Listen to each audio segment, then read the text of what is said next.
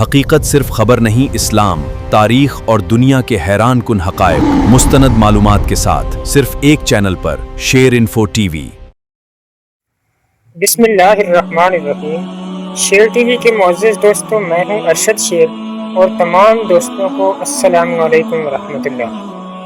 دوستوں، خانہ کعبہ اسلام کا سب سے مقدس مقام ہے، جہاں دنیا بھر سے لاکھوں مسلمان ہر سال حج و عمرہ کی سعادت حاصل کرنے کے لیے آتے ہیں۔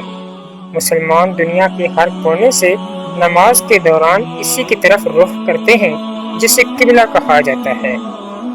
خانہ کعبہ کی تاریخ حضرت اسماعیل علیہ السلام اور حضرت ابراہیم علیہ السلام سے منسوب ہے، جنہوں نے اللہ کے حکم سے اس مقدس گھر کی تعمیر کی۔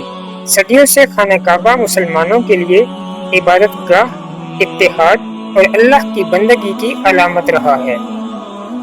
آج کی اس ویڈیو میں خانہ کعبہ کی تاریخ، تعمیر، سائز، غلاف کعبہ کے متعلق آسان اور دلچسپ انداز میں معلومات پیش کروں گا، جو کہ مستند اسلامی روایات اور تاریخی حوالوں کی روشنی میں آگاہی کے لیے پیش کی جا رہی ہیں۔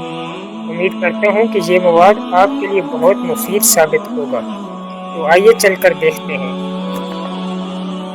ایک خانہ کعبہ کو تعمیر ہوئے تقریباً 5000 سال ہو چکے ہیں۔ 2 خانہ کعبہ کی چھت میں اسی قندیلی ہیں۔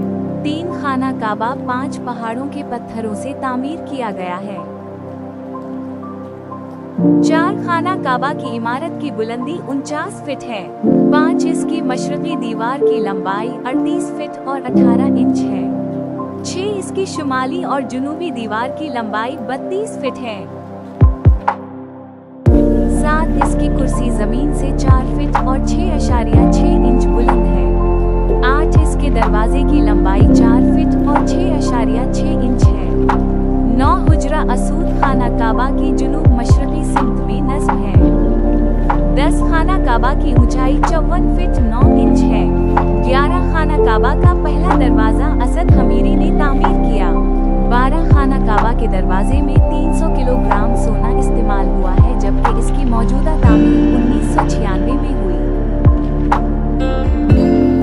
دوستو، امید کرتا ہوں کہ میری یہ ویڈیو آپ کو پسند آئی ہوگی اور آپ کے علم میں اضافے کا باعث بنے گی۔ ایک نئی دلچسپ ویڈیو کے ساتھ آپ کی خدمت میں حاضر ہوں گا۔ تب تک کے لیے اجازت دیجیے۔ اللہ حافظ۔